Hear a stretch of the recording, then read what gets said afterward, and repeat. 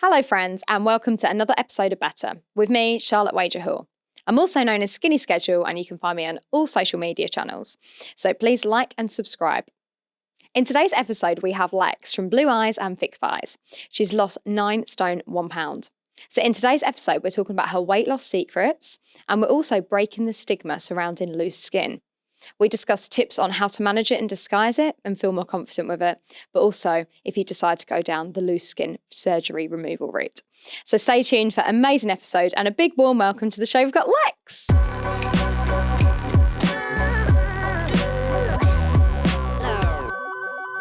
So welcome to the show, Lex. It's amazing to have you in because we spoke on Instagram for a very long time and your journey is incredible because you've lost 9 stone and 1 pound. Not forgetting the one. Not forgetting the one. You can never forget the one. You've got to have the one as well. Was that like, was your target 9 stone or were you like, I just want that extra little bit over? No, well, my target was 9 stone. Then when I got that one, I was like, so I started like on a stone on the dot. So that 1 pound goes me into a next tax bracket, I call it. Yeah, so you see that next so number like the below, 1 pound makes a difference to me because it's that low stuff. That's why it's 9 stone 1. I like it. So what was your heaviest weight to your lowest weight? So my heaviest was 20 stone and then my lowest weight was 10-13. So to see 10 on the scale was just insane. You just can't even imagine it, can you? So tell us a bit more about your weight journey. So were you like big when you were growing up? Were you that overweight child to bigger teenager and it kept spiraling like myself, or were you a bit different? Yeah, I was always the biggest out of my friends, but I think I always thought I was bigger than I was. Like looking back on those photos now, you think I wasn't even that big. But because my friends were so small, I think I developed quite quickly as a child compared to my friends. So they were all very, very petite and I just wasn't. And kind of when I went to college, started driving in uni, the weight just piled on and piled on. And then I think you don't really realise, and when you see your friends and your family every day, kind of that no one really realises like how much weight you're putting on, and it does just spiral. It does, doesn't it? So what was your relationship with food like when you were like college and uni? Is that when it really took a bit of a... Like I literally used to get off the bus to college and on the way for breakfast we used to go and get sausage roll. A Greg's sausage roll, which just sounds mental now. It's just not something I'd ever compete Was everyone doing doing that though? But everyone was doing it. Everyone was getting like a pasty and a drink and we were walking, but whether their metabolism was faster or I was just eating so much more on top of that as well, that I couldn't carry my weight the same as they were. So I started gaining more and more weight. And so what sort of size would you say you were then? At my biggest, 22 to 24. And was that when you were at college or when you were at uni? When I was at uni. When you were at uni? Yeah. And I just didn't really see it. And the biggest thing for me was I'm very, very lucky. I've never been bullied ever for my weight. No one has ever to my face made any negative comments.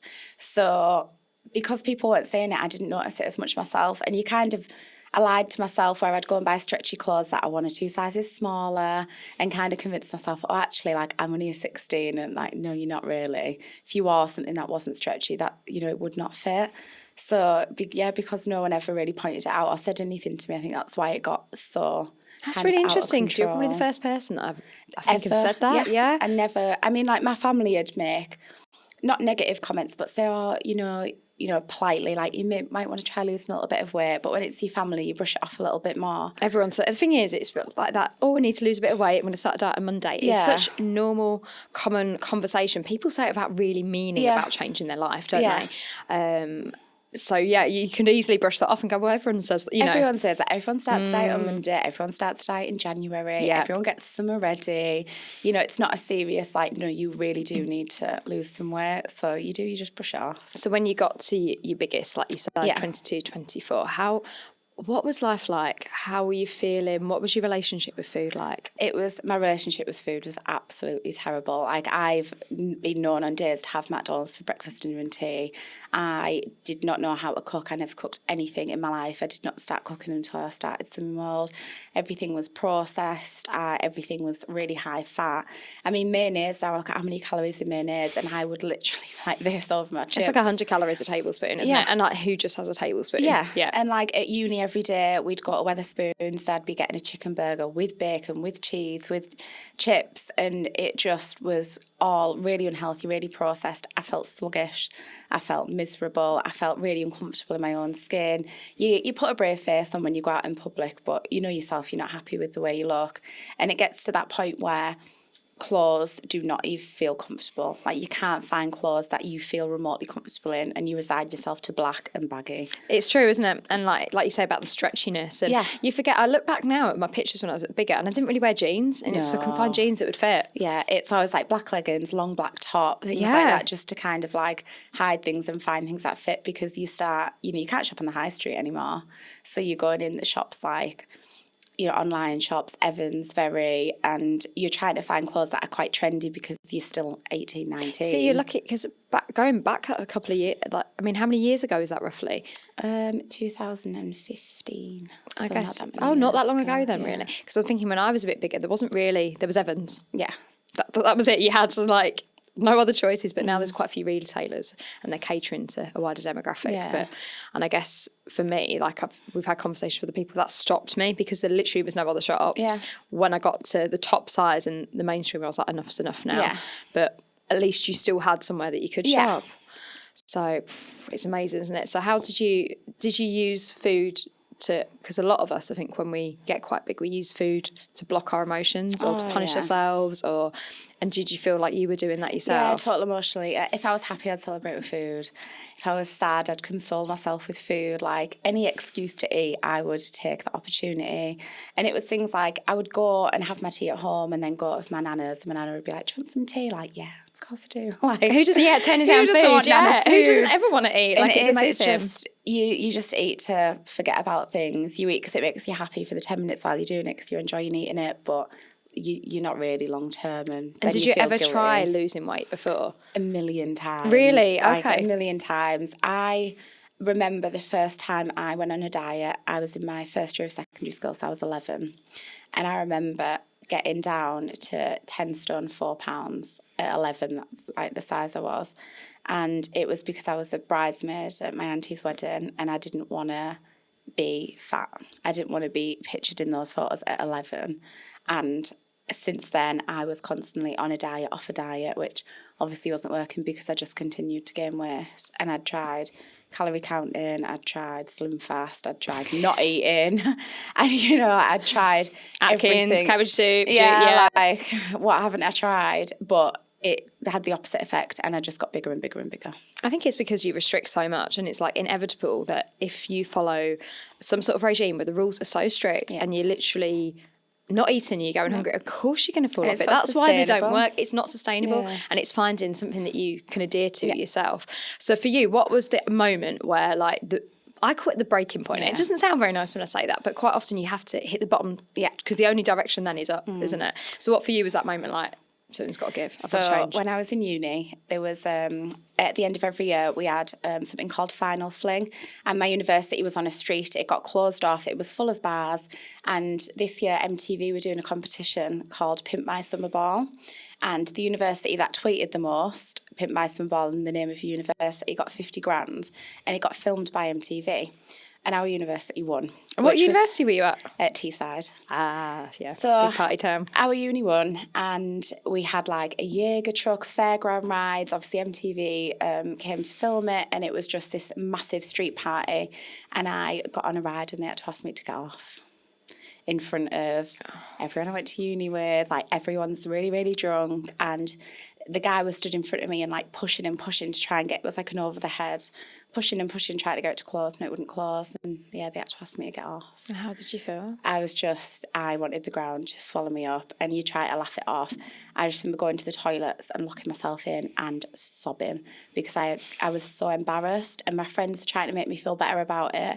And you just think there's no way to make someone feel better about the fact that they can't even fit on a ride. They've got to that size. And everyone tries to reassure you, it's just the ride. It's small. The ride's small because it's not a big theme park, and it's this and it's that. And you think, no, it's me. Yeah. And you don't want to tell me because you don't want to hurt my feelings. Yeah. And sometimes maybe we need to be, I don't know.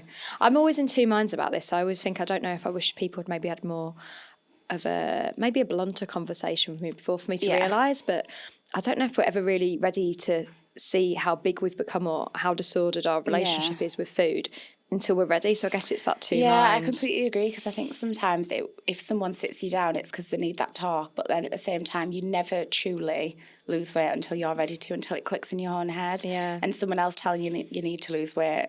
I can't think of however many times I've been told that not once has it clicked for me. Yeah, it had like to be it when needed you were to ready. be me. Yeah. So did you go away from that and wake up the next morning like? I was like, I absolutely need to do something like this. This isn't working anymore. I'm so miserable, and it kind of made me face the facts that I'm not happy and I need to do something about it.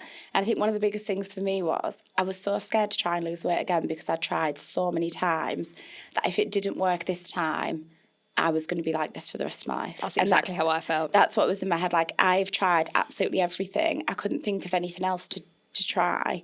And then what do I do? What do I do if it doesn't work? Do I have to live like this forever when I'm so unhappy? That's amazing that we all feel that way, and yet it's not spoken about. And I think if you are listening to this, and I think it's a good time to say, like, there is hope. Yeah. You know, there's always time. It's never too late to be the person you want to be. Yeah, definitely. But you don't feel like that when you're in that. You feel like you're going to be trapped.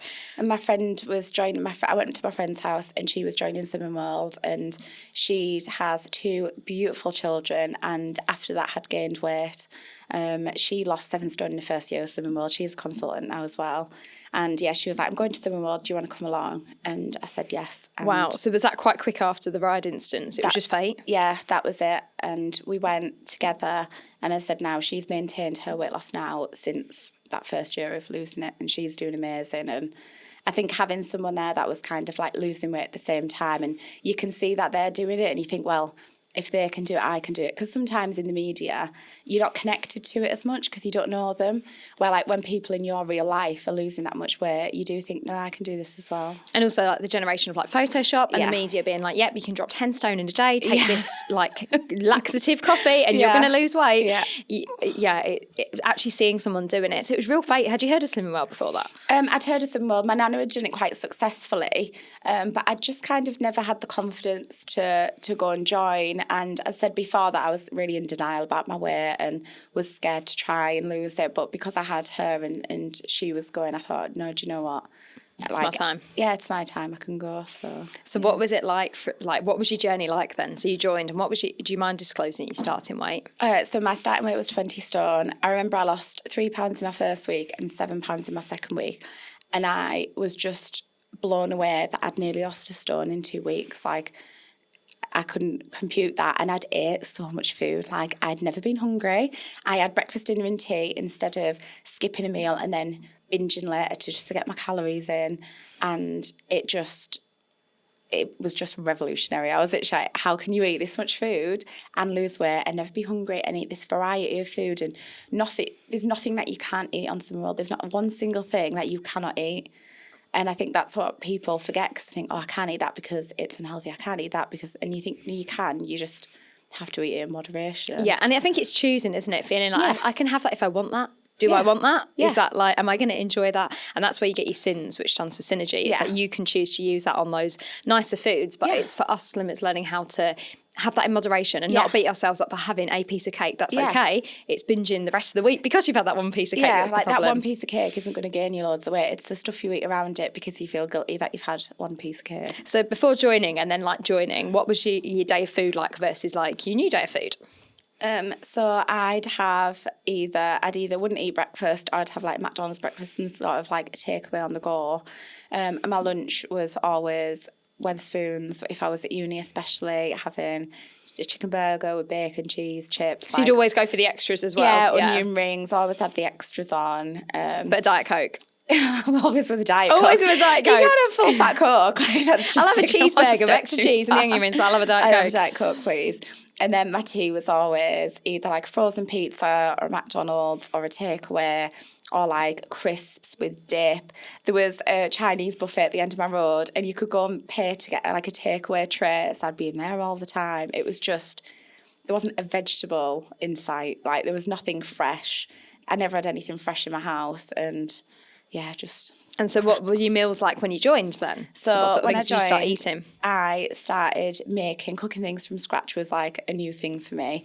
I was having like eggs a lot for breakfast with like wholemeal toast, beans, thinking this is so much more filling and more enjoyable than what I was eating before. My lunches, it'd be like jacket potato, noodles, rice, pastas, which I found I could still eat out and have those things. And that's the one thing I thought before was like, how am I going to fit Slimming World in with my lifestyle? And then I realised, no, you can go to restaurants and stay on plan.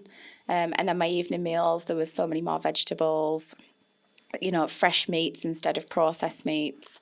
And I just felt so much better for it very quickly. My skin cleared up loads. I felt more energised. I just felt happier. And then once you feel happier, I felt more motivated to go out and to cook new things, to try new things. I didn't try a strawberry until I was 19. No way. Seriously. And then now there's not a fruit I wouldn't try. So, yeah. It just changes so much, doesn't it? It's hard to summarise it. So how long did it take you to lose your 9 stone, 1 pound? 4 pound. About 4 years. I lowered my target twice because initially I just thought, that's so unrealistic. I'm never going to lose that much weight. So I did lower my target twice. There was quite periods where I'd put a bit of weight on if I had stuff going on in my personal life and then lose it again. But I always found that I could go back to group and, consistently, made sure I stayed to group every week. So, yeah, it was like a bit up and down, but I knew if I just kept going, I knew I could do it. So. I think that's the big thing, isn't it? I think it is inspiring people to keep going. Yeah. Because I think people join, like, whatever you decide to do, like, to lose weight, and they think, I'm going to be perfect, I'm never going to crave that again, I'm never going to gain, and as soon as they see it again, they're like, well, I'm rubbish, I'll just stop. And we talk a lot about, like, if you get a puncture, you don't slash your whole tyre. Yeah. And it's so hard to change that mindset, isn't it? And I'm such a big believer, and it's about changing your mindset and your relationship 100%. With food. And that's what image therapy does for all of us. It changes it, doesn't it? So what is your favourite recipe then? My favourite? I like the southern fried chicken. How do you make yours? And chips. I use the JD Seasonings chicken rub in blended wholemeal bread, and then I leave the chicken soaking in milk and lemon overnight. I've never heard of that one. Yeah. I must have missed this one. Milk and lemon overnight, and then dip it in an egg in the breadcrumbs, and then in the air fryer, because I swear by air fryers. Oh my God! Yeah. Have you got the active fryer? No, I haven't got the active fryer. I've got a different. I can't remember what one it is, but. They're fab, aren't they? Yeah, so fab. They're so good. I use mine all the time. Adam was like, why are you buying another kitchen gadget? It is so worth it. They're not just for chips, and I think that's what everyone thinks. I didn't realise how many things you could cook in it until I got one. So yeah, I love them. It's the more burgers, just don't think you can go wrong. I love all the food that I ate before, but it was the unhealthy version, and now I can enjoy it more because there's no guilt, and it's good for me. So, yeah, I do like a good fake away. Fake aways are great, aren't they? And I think it just shows what you can have, and it's part of a healthy lifestyle, isn't it? So what are your tips then for people that are wanting to maybe start their journey? Just go for it. If you're nervous about going, find a friend to take with you, and don't be afraid to fail, because even if you fail, I have never once gained weight and been made to feel bad about it. Not once, by a consultant, by a member, because every single person will sit there and say, I've been through that as well. This is it, isn't it? You're a human first and a slimmer second. Yeah. You will gain at some point in your journey because you're human. Yeah. You're not a robot. And I feel like when you walk through them doors, like, everything else that's going on in your life, you leave at the door. It doesn't matter what job you do. It doesn't matter how old you are. It doesn't matter what's going on in your personal life. It's, you go into that room, and I was in a new member talk the other day, and my team developer said to this new member, Slimming World's kind of one of the very, very, very few places in the world where every single person in that room wants you to do well, because you doing well doesn't take away from them doing well. And yeah, it is just so supportive there that I think anyone that went and just, took the plunge, you just wouldn't regret it. You just wouldn't. And I think it's about learning how the plan fits best for you as well. If you're someone that really likes salad, have salad. If you're someone that doesn't like salad, you're never going to stick to it. You're never going to, see it all the way through if you're just having salads every day and not enjoying it. So it's about kind of learning what food you enjoy, learning how Slimming World's going to fit in around your life. And as soon as you've kind of got that, everything just falls into place. And what about if you hit a plateau? Those moments in your journey where you don't feel like you're getting anywhere, or you're yo-yoing a bit. Yeah. Like, how did you get through that? How do you fight through that bit? Because that's either when people give up or they smash through it and they carry on all the way to target. For me, I took my measurements and took pictures, and I constantly kept telling myself, even if I'm not losing weight, I'm still healthier than I was. So I went and got my, I'm going to pronounce this wrong, visceral fat. The internal fat that's around your organs. It's a dangerous one. So they call it skinny fat. So people can have a high internal fat rate. Yeah. So I remember going through a bit of a plateau once, and when I'd went to the doctors twice and got this measured, and that had drastically went down. And I just thought, even if I can't see it on myself, internally, you're healthier. You are so much healthier. So that's what I keep telling myself. Like, just because the number on the scale doesn't say where I want it to, it doesn't mean I'm not getting so many health benefits. This is it. I think we get so fixated on that number, and it's more about how you're feeling, your health, like you say, your skin cleared up, and like your confidence just changes. Like how is your life different now? I would never have moved to Leeds from Middlesbrough if I hadn't lost weight. I just wouldn't have the confidence to do it. I never wanted to book holidays because I was so scared of getting on an airplane and the seat not closing. I avoided fairground ride. I avoided, photos. Anytime anyone wanted to take a photo, I'd be like, take it on my phone because then I can delete it later. And I sat on the sidelines and watched everyone do these really enjoyable things that I so wanted to do.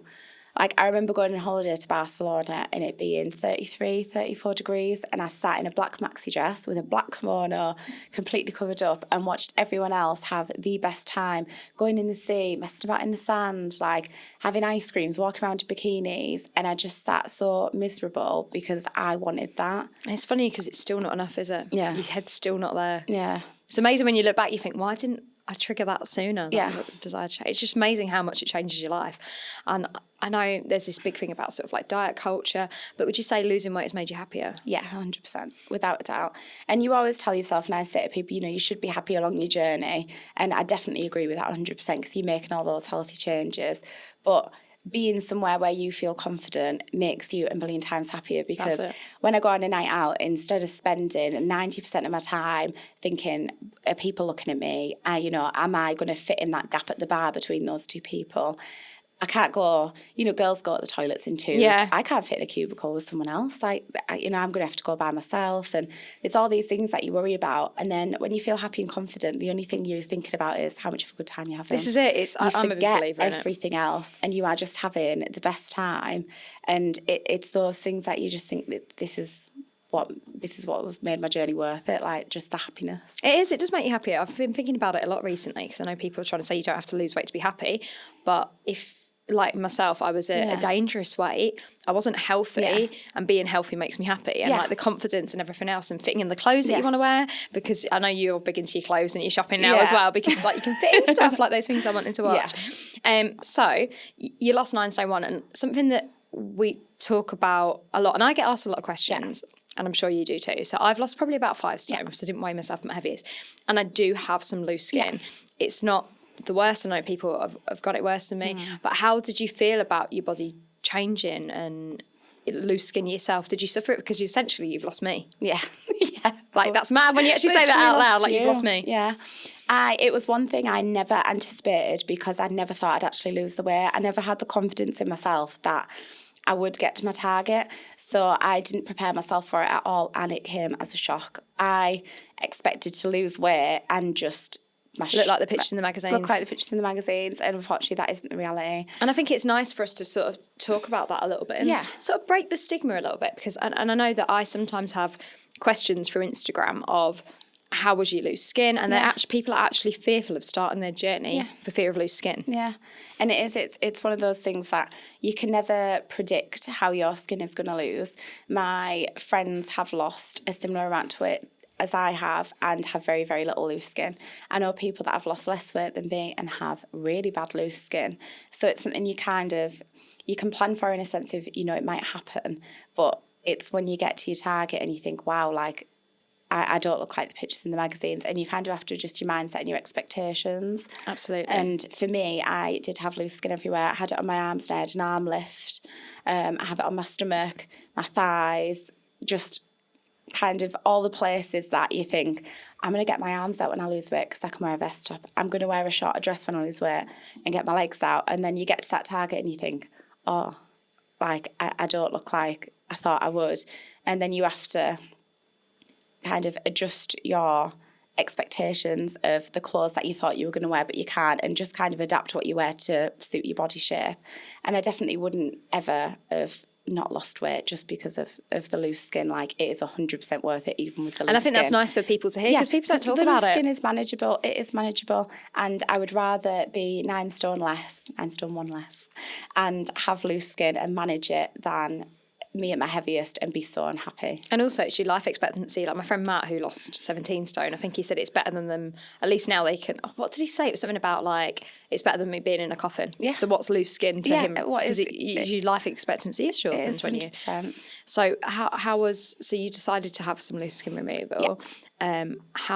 What made you come to that decision, and like how was the surgery itself and the aftercare? Yeah. Is that something that you'd like? Are you glad you did that? Yeah, I'm definitely glad I did it. I always had very big arms, and as I was losing weight, it was one of the first things I noticed that I wasn't losing weight off my arms. And the one thing that I'd always stuck in my head is I'm going to be able to wear short sleeve tops. And when I got to my target weight, I hadn't lost that much weight off my arms at all, and the loose skin was really bad. So even though I could fit in tops that were a size 10 to 12, my arms wouldn't fit in them still. And I just thought, this isn't fair. And I exercised. I went to the gym and tried to do weights to do something about it. And I went to see the doctor and said, is there anything I can do specifically to help my arms? And they basically said no. Like, your only option at this point is surgery, because the skin laxity is just so poor that it's never going to go back to what it was, unfortunately. And exercise does help a little bit. Like, it's definitely helped me, but I guess if you've got a significant amount in a certain area, there's only so much exercise that will it helped tone my arms and it helped reduce the fat, but the actual skin itself didn't return as much. Yeah, it just didn't. So was that something the NHS would consider or not at all? No, to be honest, I didn't actually ask if they would pay for it, just because I was in a position where I could pay for it myself. And I knew as well, it wasn't something like, I see people that have lost so much more weight than me and their loose skin is so much worse, that I just felt like, if I can pay for it myself, that can go to someone else who might not be able to fund that. So I made the decision to have the arm lift. Because it's quite recent. I didn't realise how recent it was, and they're healing really well. Yeah, they are. I'd went for a few consultations with a few different surgeons and finally found a surgeon that I felt really, really comfortable with. I think the most important thing is to explore all of your options. Don't just go to your local hospital. Like, don't just, if there's an advert on the telly, don't just go with them. Actually meet the surgeons. And I think one main thing for me was there was a lot of consultations that were free that I didn't know existed, where you can book in for like 10-minute consultations, and I think that really gives you a feel of the surgeon. Mm-hmm. And then after that, if you want to book in for a longer consultation, you can. So it's just about learning as much as you can about all these different surgeons. And yeah, went for the arm lift. It was very painful, not gonna lie. It hurt. I wasn't expecting how much it was going to hurt afterwards. You kind of think, I'm not going to be able to pick things up. I'm not going to be able to do this. What you don't realise is when you're laid in bed, it's difficult to get out of bed. Yeah. But you heal so quickly, and then before you know it, you can go out of bed again. And the moment when you go shopping and you buy that size 10 top and it fits your arms is just amazing. Like, it's such a good feeling. So how much loose skin did they remove? Do you know? Did you ask? They removed 60% of the circumference of my arm, and it worked out as, if I remember correctly, around 500 cc's per arm. So that is a lot. It was a significant amount of loose skin. And so how long do you think you had to sort of take off work, and how long was it before you were sort of back to like your normal self? So they recommend you take around 2 weeks off work, but 6 weeks of light duties is the minimum. After 6 weeks, you can start going to the gym again, but very like non-strenuous. I think it took around 2 months, maybe 3 months to fully get back to myself where I felt comfortable picking things up. Because initially you think, I don't want to hurt my arms. But you do soon realise what you can do, what you can't do, what's going to be painful, what might make it worse. And it is just 100% listening to your surgeon's advice. Like, if they tell you to massage 3 times a day, massage 3 times a day. If they tell you to do this, that and the other, if you really just listen to them and stick to it, I healed a lot quicker than I expected. And I think that's it, isn't it? It's doing it. So I think it's nice to talk about it a little bit, and it's just about the unspoken thing, isn't it? And have you got any other tips for people maybe suffering with loose skin? Because I know you were like, did you wear different tops, or you were saying about nude tights helps you a little bit? I hope you're okay to share that. Oh, yeah, too. Definitely. So with my arms, I used to wear kind of off the shoulder or baggier sleeves to cover my arms before I had the surgery. On my legs, sucky-in pants are an absolute godsend to all of us. I wear nude tights most of the time on top of the the pants because of the loose skin on my calves.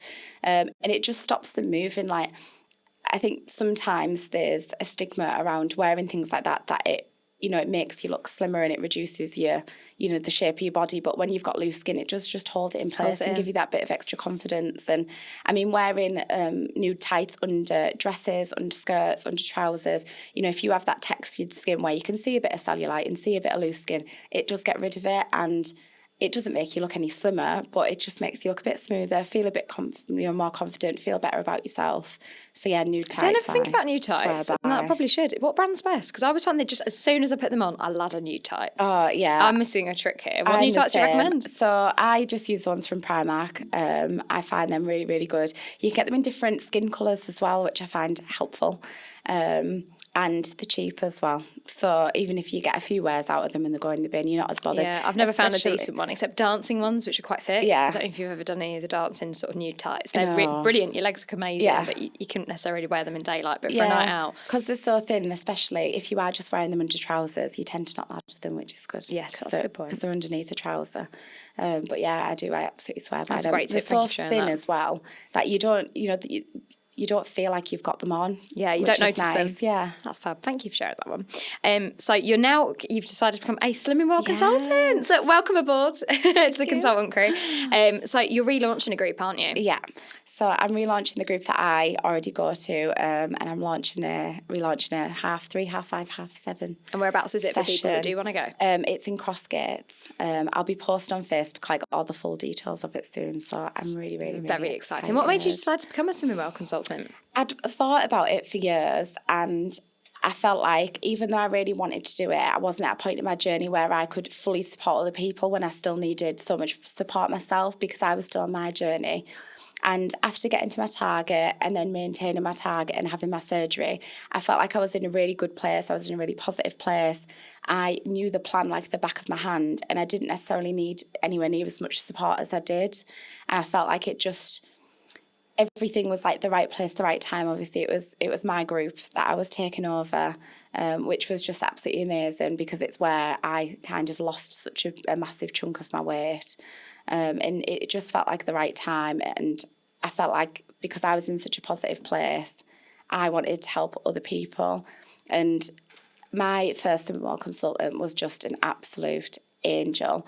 And because of her and because of the response and the support that I got of her, that, it made me stick to it and it made me want to lose weight. Change your life. Yeah, and if I could have someone walk in the door and feel that way about me and, let me support them on their journey, it would It's the best feeling ever. Yeah. It really is. It's like pay it forward. Yeah. That's what I think. And when people walk through those doors, they don't realise just how much they're about to change their life if they allow it. Best feeling ever. So finally then, what is your formula for success? I think staying to group every single week, getting the support, it's there, it's what you pay for. Fitting the plan around your lifestyle 100%. One of my favourite tips, which stuck with me 100%, was using your sins as if they were money. So if you had a tablespoon of mayonnaise, for example, that's 5 sins. Like, would you spend £5 on that? And it's about learning what foods you enjoy and what foods work for you, and what foods are your trigger foods as well, really, that you need to stay away from. Huge one I talk about in group, yeah. Mine is mayonnaise. I love mayonnaise. But I do, when I think about it in terms of money, it's like £5, that's not worth it to me. So you find healthier alternatives for food, and fitting it in around your family life as well. Like, if you don't find a way to fit some mould in around work, around family life, around social events, it is a lot harder to, maintain your weight loss. Where I think it's people have got to make the choice to change their life. Yeah. So if you try and do what you always did, you'll get the same results. So if you're prepared to change your life and actually cook meals for the whole family and not have to cook for everyone, it will work for you. And I think just covering on trigger foods a little bit more, we've been talking about it, I've talked about it loads in my groups, and it's a huge thing for me. I think if you know your triggers, do not buy them. An alcoholic would not have miniature bottles of vodka and red wine and feel like, I'll be okay just in case. That is exactly how I felt with some of my foods. Like Freddo's, who just has one? All 5 get smashed. I kept buying them until it took me to realise, actually, how I feel about that is a bit like how one of my members said this week, it's a bit like being a crack addict, Charlotte. And I was like, absolutely, you know what? In parts of your journey, it is a mist comes over you and it comes over. So avoiding triggers is definitely a big one. So because you eat them until you feel sick. You do. You don't stop. It's a craving, not hunger. And cravings, Yeah, well, that's another episode. We could do a whole episode on that. I love that. I just met Dr. Linda, can never say her surname, Papadopoulos. She's Greek, and we were having a really in-depth conversation about sort of the psychology of weight loss. Because once you learn how to food optimise, it's easy. Oh, God, it's changing up here, but that's where the image therapy comes in. Anyway, I'm going to stop waffling because we could use that whole another podcast. So where can people find you on socials? Blue Eyes and Thick Thighs on Instagram. And I do have a YouTube channel as well, which I do need to spend a bit more time on, but it's the same. It's Blue Eyes and Thick Thighs. And what about Facebook? I'm not on Facebook. You're not on Facebook? Not even your Slimming World group? No, not yet. Not yet. I need to stay tuned. Yeah, we'll update that as it comes. So a massive thank you. Thank you so much for having me. Yeah, it's been real. Yeah.